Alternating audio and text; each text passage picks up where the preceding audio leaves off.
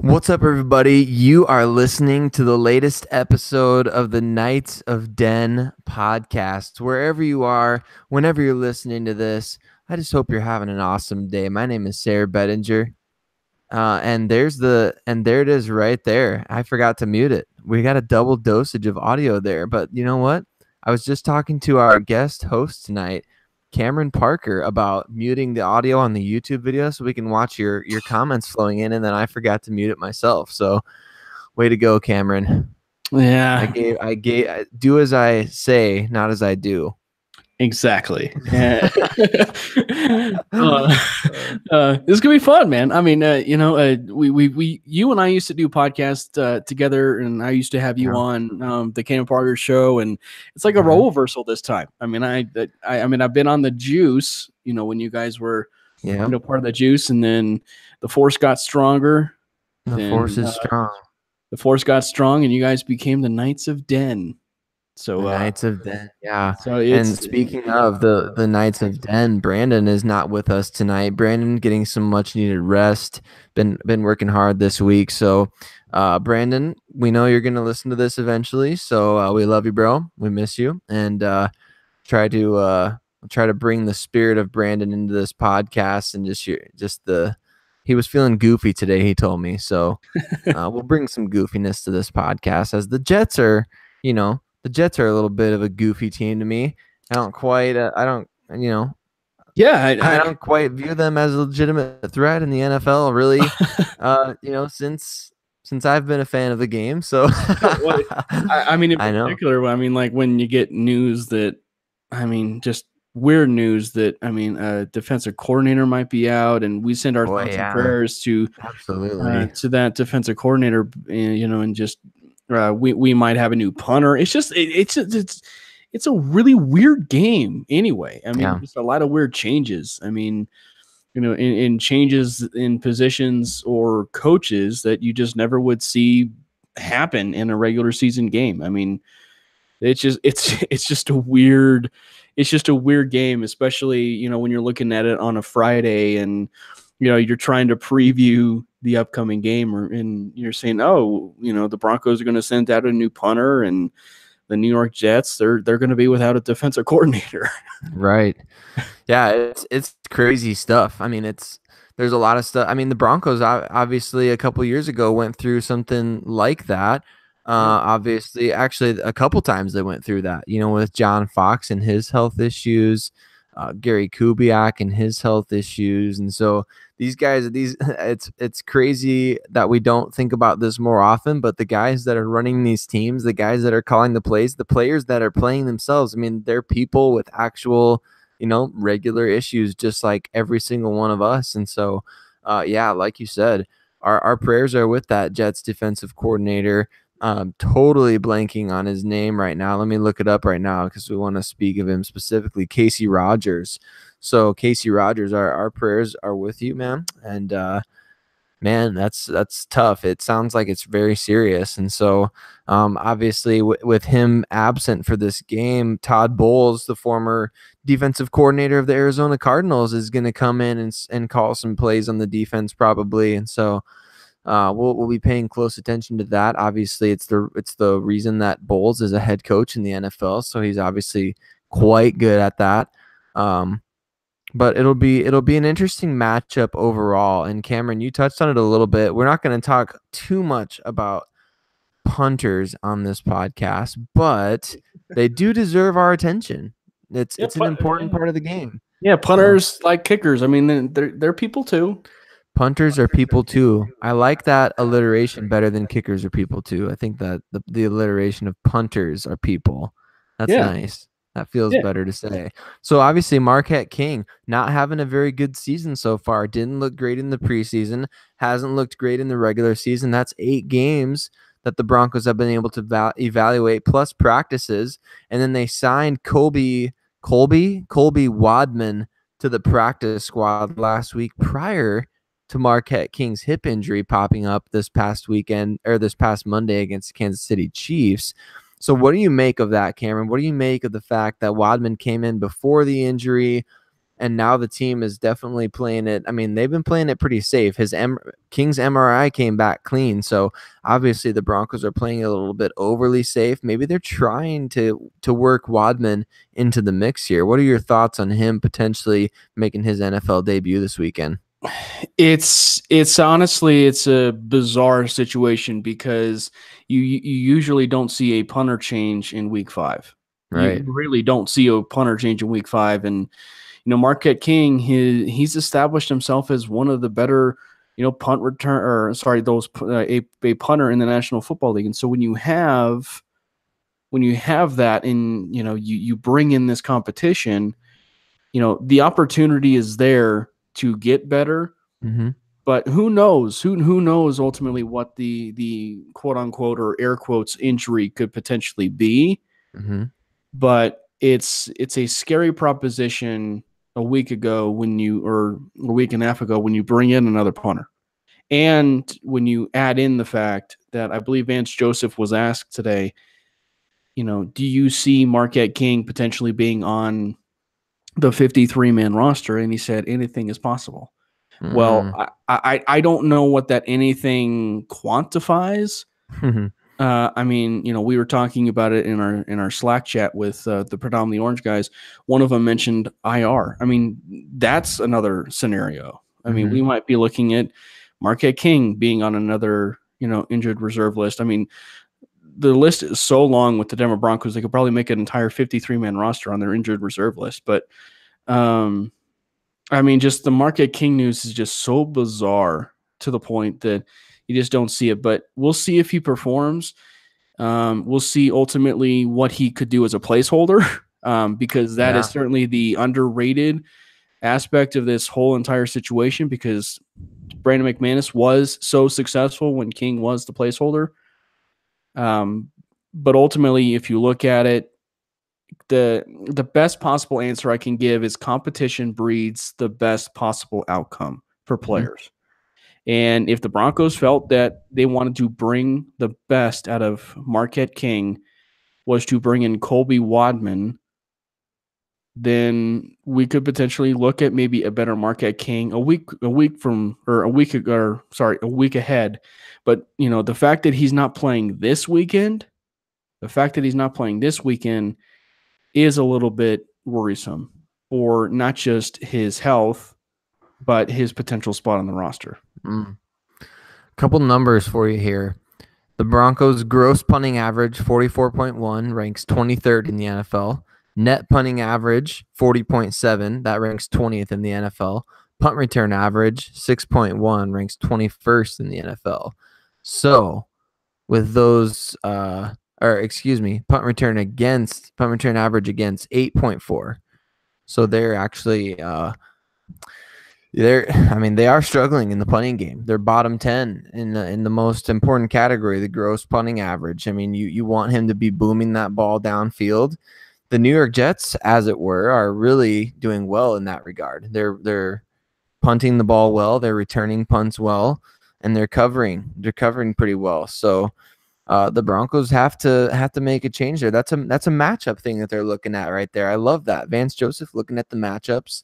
I think that the Broncos are paying a lot more close attention to these things, and I found it interesting, not just Vance Joseph's comments about Marquette King and Colby Wadman, but also Tom McMahon's comments about Colby Wadman. Just their clear confidence in this kid. They really feel like he brings something to the table. And Wadman himself said that he knows McMahon from his days in Indianapolis when he was coming out in 2017 out of UC Davis. He said that McMahon, who was the special teams coach of the Colts at the time, worked him out. And so this is one of those things kind of like last year where Brock Olivo supposedly really liked Isaiah McKenzie and all these other guys for special teams. This seems to be the case where Vance Joseph and the Broncos front office might be listening to their special teams coordinator and saying, hey, I really like this guy.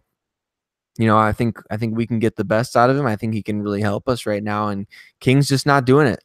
King's not getting it done on a consistent basis. And so the Broncos got to find a solution. Maybe Wadman can be that. So I'm excited to see how that works out, because Mike Kliss on Twitter today made it sound pretty definitive that Wadman's going to be playing on Sunday. So, what do you think could be the Broncos' corresponding roster move? Do you think that it involves King? Do you think they'll carry 2 punters? If not King, who would it be? Well, that's the scary thing, because I mean, do you activate someone else from the practice squad? I mean, or do you make another signing, outside of the organization? My guess is maybe this early in the season, you might see, a corresponding move from the practice squad, maybe. But I'm not entirely sure. You already activated Brian Parker from the practice squad. So, I Yeah, mean, yeah. So they would have to bring they would have to bring Wadman up from the practice squad, and then they would have to take somebody else off the 53. right, So that's what concerns me a little bit right. here, is you're talking about potentially looking at carrying a second punter on the 53-man roster, even for one game. I mean, that just seems like such a waste of such a waste of roster space. And the one name that came to my mind, if I was to put somebody as the number 53 out of 53 on the roster, it would probably be Kevin Hogan to Yeah. me, because Yeah. you're for sure not using him. Nobody's gonna claim him on waivers. He's gonna be available on Monday or Tuesday, so you could bring him back. I mean, what are your thoughts on potentially dropping Kevin Hogan and bringing up Wadman for a game? I think it would be smart from the standpoint that, you know, what's the use in essence right now that Kevin Hogan has on an NFL roster right now? Not really much, because it's a given. We know that Swag Kelly is the backup. I mean, he's the backup until further notice. So if Case Keenum does falter, then you bring the reins to Chad Kelly. But his spot on the roster, he and probably Isaiah McKenzie. I mean, if I'm not mistaken, I think Isaiah McKenzie's still on the 53. He's on the practice squad right Is he? now, so he's not even on. Yeah, he's not. They're So carrying 5 wideouts right now, so it's pretty slim pickings for dropping a guy. I mean, would you look at Shamarko Thomas? Would you look at Alexander Johnson, who you've been keeping on there? I mean, I don't think so. I think the one player that they have on the roster right now that's kind of just like, well, we can bring him down and up. I think that's Kevin Hogan. I think he's their flexible 53. And so I would assume, if it's not Marquette, if they're not just saying, you know what, we're done with King, I would guess that it would be Hogan, or maybe they keep King on the roster for this game, and then maybe they drop him if Wadman has a great game. And if Wadman doesn't have a great game this weekend, they drop Wadman, they bring Hogan back, and they keep King, and they just keep plugging away. But I don't know. it I feel like does, that's the yeah. smartest way to go. It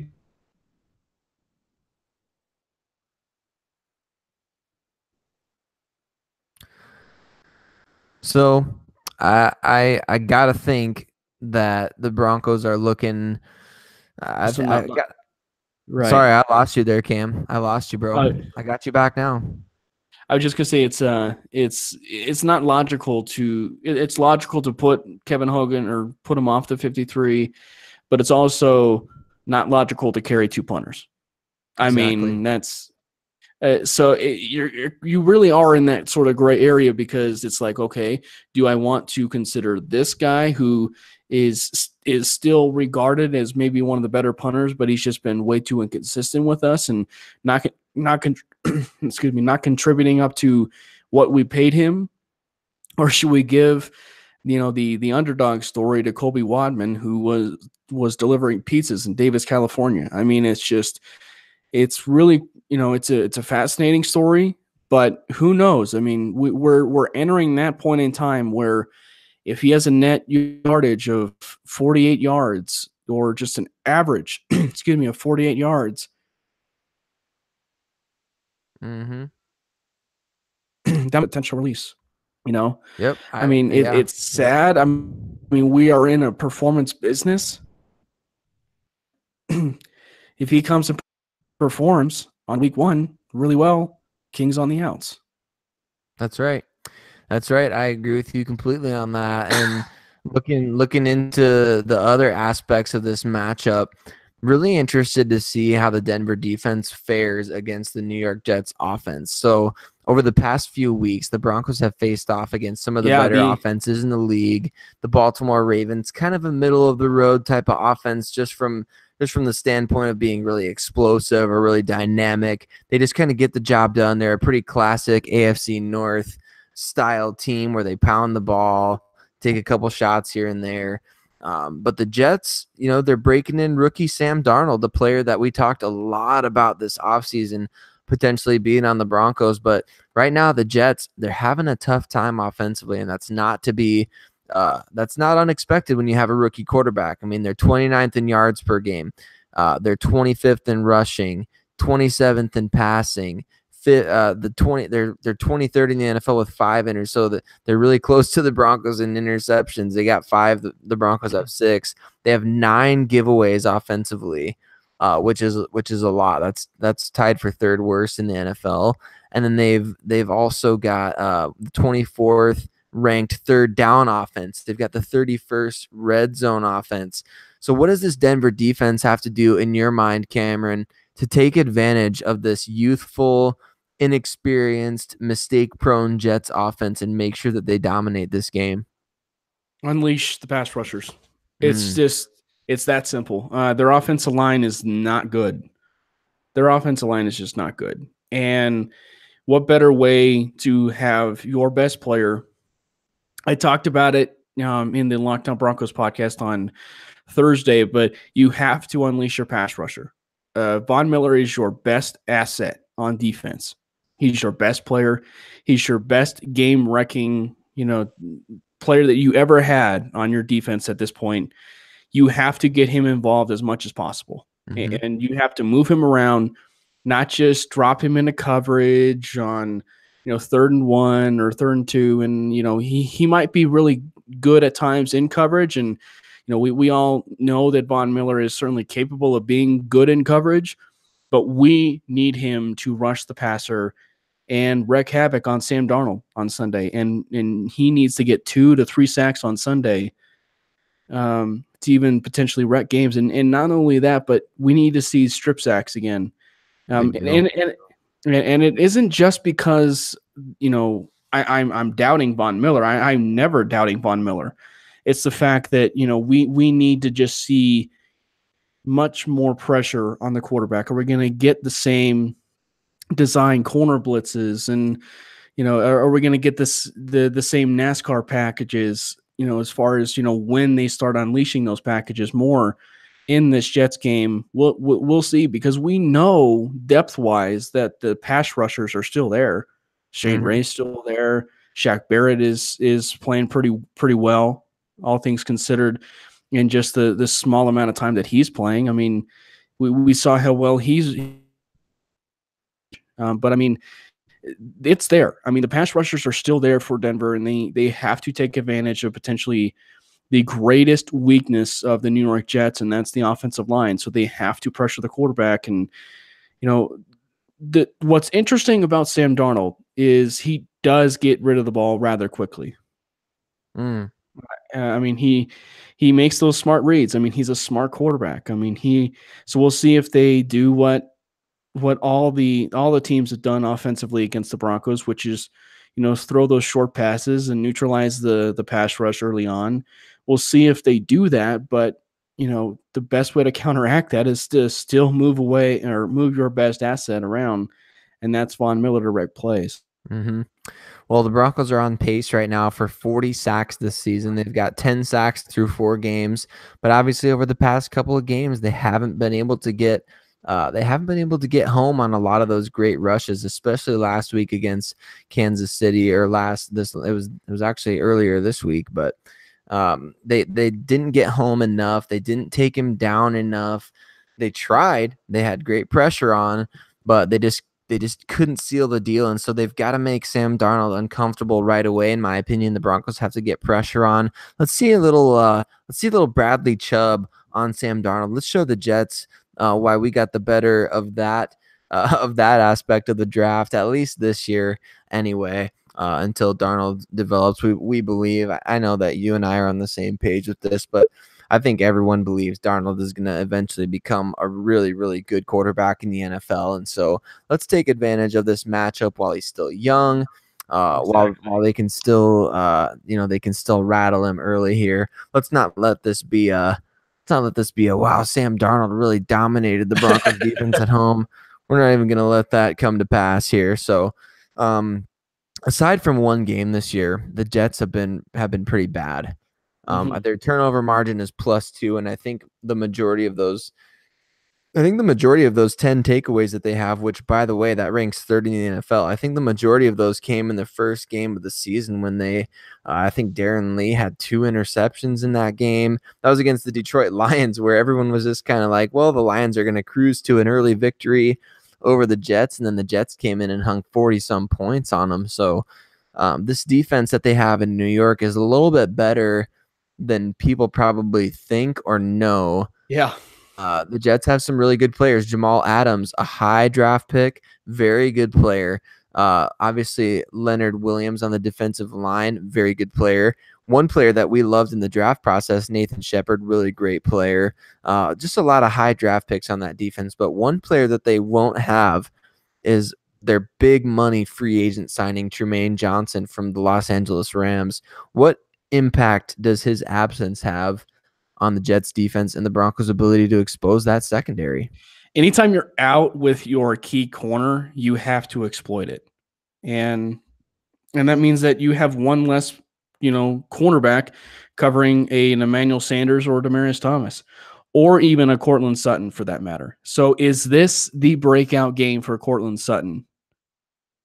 I mean, we've seen him go deep multiple times, make those long circus catches with one arm, or one arm when there was pass interference and they decided not to call it.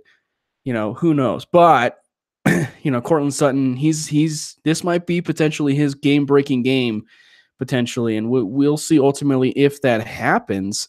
But I think for the Broncos, they have to take advantage of it. And you touched on it. This defense is a lot better than people give it credit for. In fact, I think that along the lines of the Cleveland Browns, the New York Jets might be along the same lines that I don't think people really realize just how good both those defenses really are. Obviously, Cleveland's a little bit better, but I mean, New York, I mean, their defense is still really good. Leonard Williams, I mean, he was getting compared to Ndamukong Suh, and it's just coming out of the draft, and just how much of a force he was, versatile. With his versatility, I mean, he was playing inside, he was playing outside. It just, he was such a bona fide pick for that Jets defensive line. But, anytime you do lose a key piece of your secondary, it is a cause for concern. And Case Keenum, he has to be smart. I mean, you're a veteran quarterback. You have to exploit a weakness. And we'll see if this is ultimately the time when Case Keenum really settles in. And this might be the game where Case Keenum settles in. I really hope so. I really do hope so, because Keenum right now, we talked about this a little bit on our last podcast. We talked about the fact that he hasn't yet proven that he's the guy to be here long term. And obviously the Broncos gave him a 2-year deal, but it's a pretty ironclad 2-year deal. I mean, next year he counts $21 million against the cap with a $10 million dead money hit if the Broncos move on from him via trade or release. And so there's a lot at stake for Keenum here. He hasn't had a touchdown pass since week 1, though he's been close a couple of times, but you don't get any stats for almost touchdowns in the NFL, and it doesn't help you win games either. So the fact of the matter is, Case Keenum has to step up in this game. Case Keenum needs to finally exploit some type of matchup. I mean, the Jets defense, like we said, it's a lot better than we probably thought coming into this game based on their record or based on how poorly their offense plays. But the Broncos have to find a way to make sure that they put points on the board. And like Vance Joseph has been talking about, I mean, you score points throwing the ball in the NFL. You got to be able to throw the ball well. The Broncos run the ball really well, and that should be setting up the passing game, in my opinion. And so I agree with you. Keenum's got to step up this week. He's got a lot of targets to get the ball to. Everybody in that offense is healthy. The offensive line is playing well. The running backs are doing their part.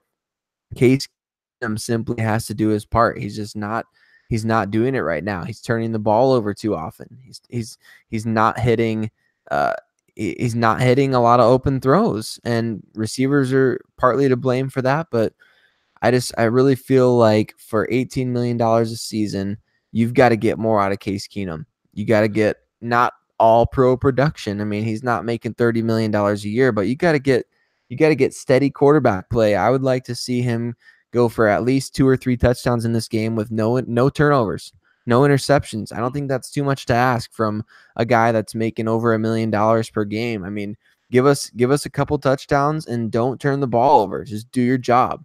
So I'm looking forward to seeing a complete game from the Broncos.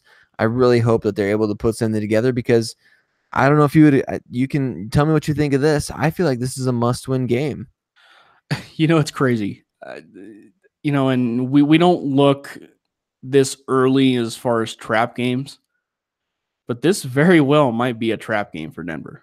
I mean, because again, the Jets, because usually we attribute trap games for around playoff time, or, you're vying for position.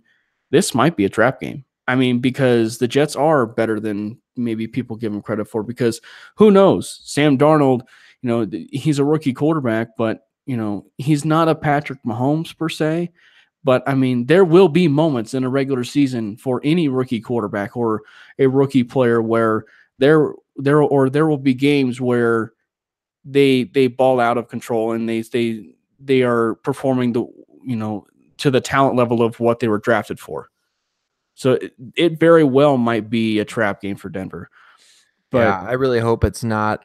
I really hope it's not that kind of I hope they're not looking ahead or anything, because there's really no reason for them to think that they're better than any team at this point. I mean, would you agree with me there? It feels like they really need to kind of humble themselves and look at every game at this point as a must-win game, because Vance Joseph has 7 wins in 2 years as the head, or not. I mean, obviously not 2 full seasons as head coach, but he's got 7 wins over the past 20 games.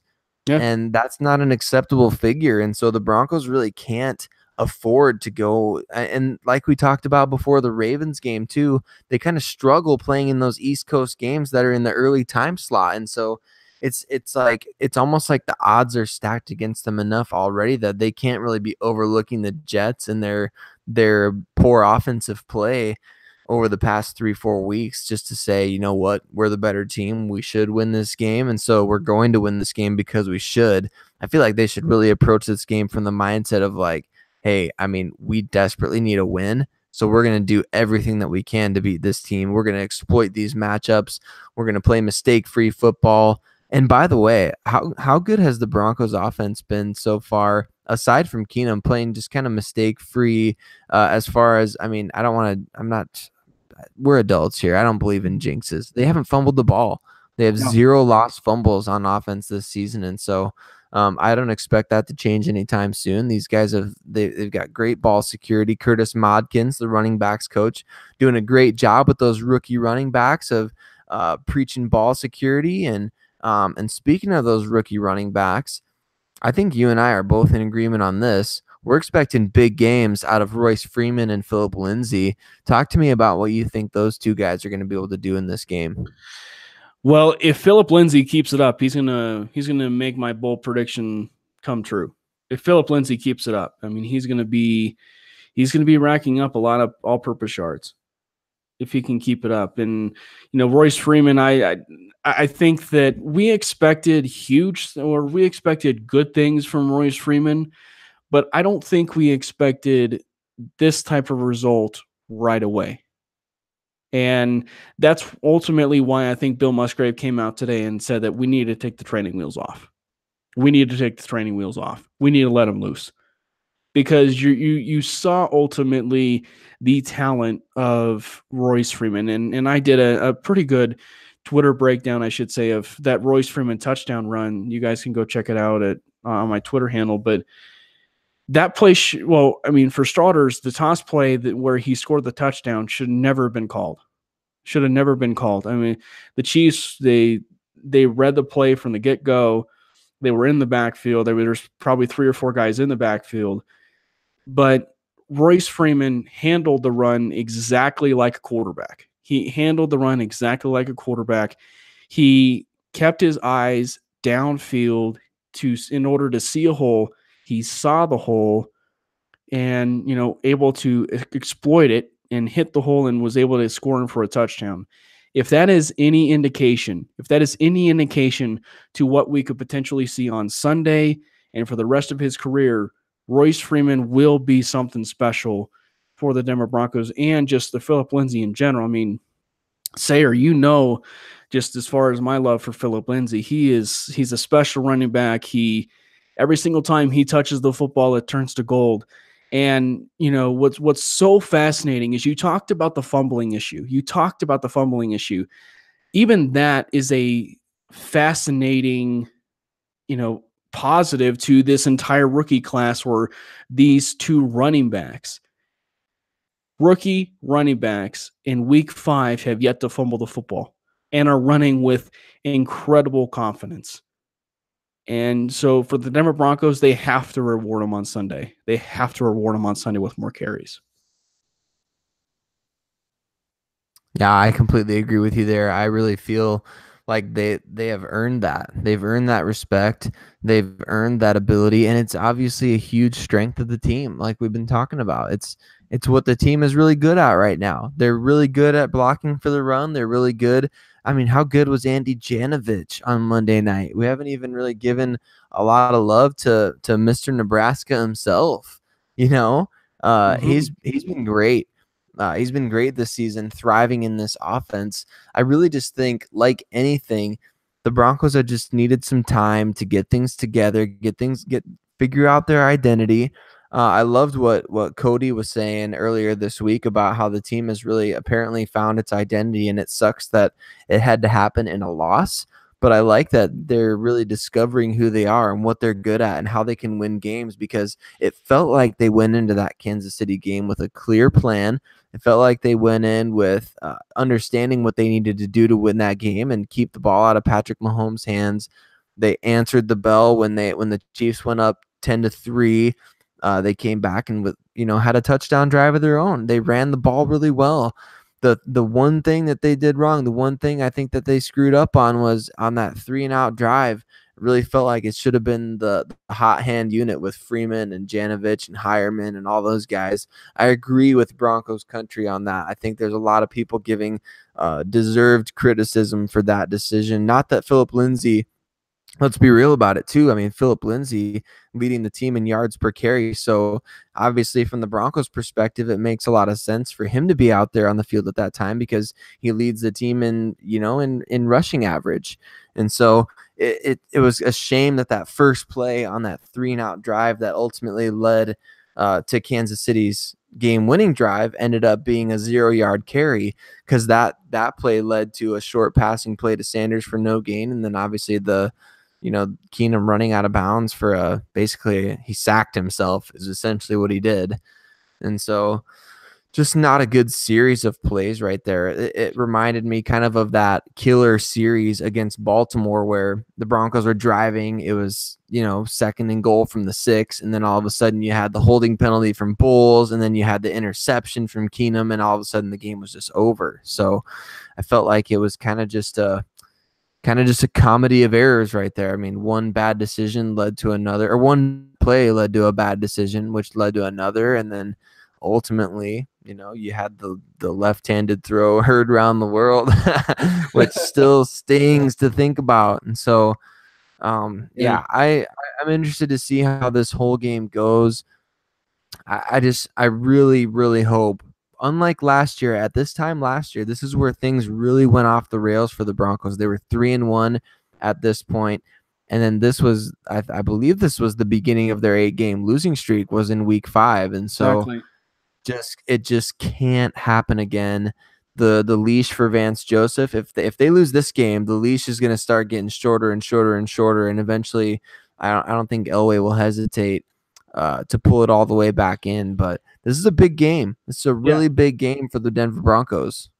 I like that you brought up the short leash thing in with the going back to last year, because I think that that is a very underrated point that people need to remember, is that I believe their bye week, if I'm not mistaken, was week five or week six of it was after that Giants game, or it was before the Giants game. I can't remember. But they came out flat. I mean, they came out flat, and they just responded with just like they should not have belonged on a football field. Mm. And there it sparkled down to, I just made up that word.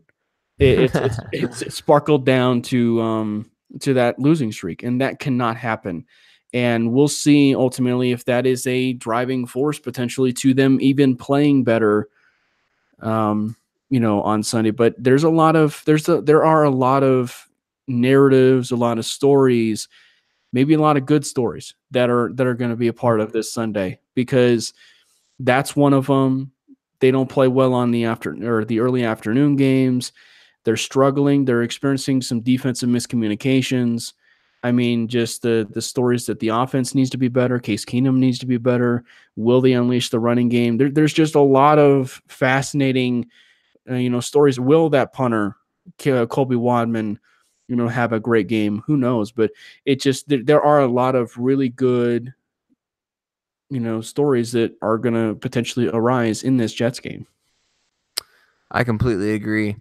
I feel like it's going to be I feel like the Broncos are going to step up. I mean, they've got to respond. It's kind of like when they went down 10-3 last week, and you wonder how's the team going to respond. I mean, they're down by 7 points against one of the best teams in the league. Well, now you just lost a game to one of the best teams in the league, and you got to come back. You got to punch somebody else in the mouth. You got to find a way to get back on the saddle. So I really feel like the Broncos are going to do well in this game. I think as we progress into the second quarter of the season, I really feel like we're going to see a lot more contributions from this stellar rookie class. Obviously, Bradley Chubb leading the way in snaps played, but we're also seeing quite a bit of involvement, obviously, from the running backs. We talked about them a little bit. And then Courtland Sutton. I mean, you and I were both really excited about him over the offseason. And obviously, after the Broncos drafted him, I think everybody kind of got on board, especially as he was making all these one-handed catches in camp and all that stuff. And so that's really, I think it's partly carried over into the regular season from kind of the way that I'm perceiving it. It feels like it's been a bit tough sledding for Sutton at times, and it feels like at times things have looked really easy for him. He's made a couple plays where they didn't quite land in bounds. I mean, he's just inches away from being one of the most productive part-time receivers in the league. So he's got I really feel that rookie first touchdown coming for Courtland Sutton. I really feel like he's going to make an impact against this Jets secondary. The Broncos got to find somebody, and they're one of the best teams in the NFL right now at making big plays. And Courtland Sutton is a big playmaker, but you know who we haven't heard from yet? Deshaun Hamilton. Yeah. I don't know if it's going to take an injury for him to get out on the field, but I would love to see him get a target in the passing game. Just one of those sure-handed guys that you can rely on. And so, is there any rookie in this game, Cameron, that you are looking forward to stepping up the most? Well, I have two. Okay. I say Courtland Sutton is one. One of the traits that I actually admire about Courtland Sutton, he is so physically built, and he has the ability to draw so many pass interference penalties right now. Mm-hmm.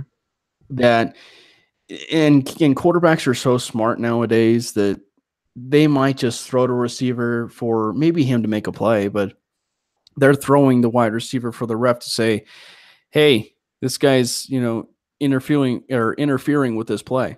I mean, quarterbacks are just so smart nowadays, and especially wide receivers, that they're using their bodies so much that they're boxing it out and drawing those pass interference penalties. But Courtland Sutton, I just feel like this guy is unbelievable. The sky is the limit for him, and he might potentially go down as next to Demaryius Thomas. I love Rod Smith.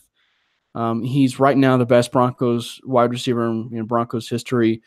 Demaryius Thomas is certainly nipping at his heels, and is also at this point, well, when he came into the league, he was maybe the most talented wide receiver that the Denver Broncos probably had ever had, next to maybe Brandon Marshall. Courtland Sutton might be a little bit more than that, just because of what he can do. I mean, the fact that he was a former basketball player makes this even impressive. That's pretty cool. So I think that Courtland Sutton is, going to be a playmaker for many years to come. And so I think that, if you look at what he could potentially do this Sunday, could we see a 75-yard day for Courtland Sutton and a touchdown? I'd be down for that. I would be down for that. And in particular, when you have Musgrave coming out and saying that it isn't just Royce Freeman and Phillip Lindsay that we need to get more touches to, it's Courtland Sutton. Right. And so we might be seeing not just the unleash of our running backs, but unleash of our entire 2018 draft class. Well, not all of it, but our biggest playmakers on offense. And I said it before the season. The fact that you look at the offense, our biggest playmakers that could potentially make this offense go is Courtland Sutton and Phillip Lindsay, just because they're just so dynamic with what they do with the ball in their hands, and when they have the ball, that they change the entire dynamic of an offense. So we'll see. The other guy that I have is obviously a guy that very, very well. He was part of the rivalry team that is with the Nebraska Cornhuskers, but we won't go into that. Right. Josie Jewell. I have Josie Jewell making a huge impact in this game, and that's sort of like a other factor as far as at least another guy that should get more reps as the season goes on.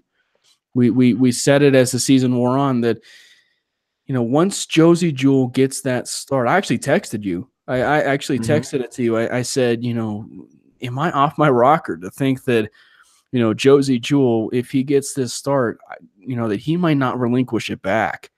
And we saw what he did in his first start. I mean, he was unbelievable. I mean, he's the top graded linebacker right now, according to Pro Football Focus. Don't put maybe a little too much stock into that, but I mean, still, anytime you're graded the top graded rookie linebacker in the NFL, that's some high praise considering the play that Leighton Vander Esch is doing in Dallas. So that's some high praise. And so I think that Josie Jewell is going to be entering some territory where, he's going to be garnering more reps here as the season goes on. And I don't think that, again, once he relinquishes more opportunities for play and he gets those opportunities, I mean, him better than I do, but he's smart enough. He's got those instincts. He understands a playbook probably quicker than anybody. He seems like that type of player that can make that immediate impact when you need him. And clearly the running game is a little bit better when he's in the game as far as the run defense. It seems like it's better. Just because his instincts are better. And he's always 2 steps ahead over, guys like Brandon Marshall or Todd Davis. So will we see that potentially with, him playing against a weak offensive line to where he might, shoot the gap and stop Bilal Powell and their running backs, Isaiah Crowell and, a bunch of others. So we'll see if that happens. But I think that Josie Jewell might have another really good game against the New York Jets. And I haven't even talked about his pass coverage ability. I mean, he was really good against the Baltimore Ravens. Yeah, he's been really good in whatever role the Broncos have given him. I think he's second in the NFL, at least among rookies in special team snaps played. So he's really just kind of making an impact all over the field, and I love to see that. I love to see him come in. I don't know if you've watched this. These are pretty fun on the Broncos YouTube page. it's been really fun to see some of those players do what they're calling the out route, where they're walking out of the team facility with the guy with a couple of the guys. Those are pretty fun. And Josie Jewell recently did one, and Phil Milani, the host of that segment, asked him, what were his thoughts on the transition from going from college to the NFL? Was it what he expected? And it really, Josie didn't, he wasn't disrespectful or anything, but he really kind of just like, he was really nonchalant about the question. He's like, no, it's about what I expected. It's really fast. And so the game has never been too fast for Josie. It's always come really naturally to him, and he's just progressing along with the natural progression. It's not unlike graduating from the 10th to the 11th grade. You're going from one grade to the next. It's just, well, now I'm a junior in high school. Last year I was a sophomore. Now I'm a junior. And last year I was a senior at Iowa. Now I'm a, rookie in the NFL. And that's just the progression. And it's not affecting him. He's just not phased. He's not a player who requires a lot of mistakes in live reps in order to get better. He just gets better because he knows the right thing to do. Yeah. And so I love that aspect of his game, and I like that pick for a rookie to contribute. I think Josie's going to play well. Todd Davis,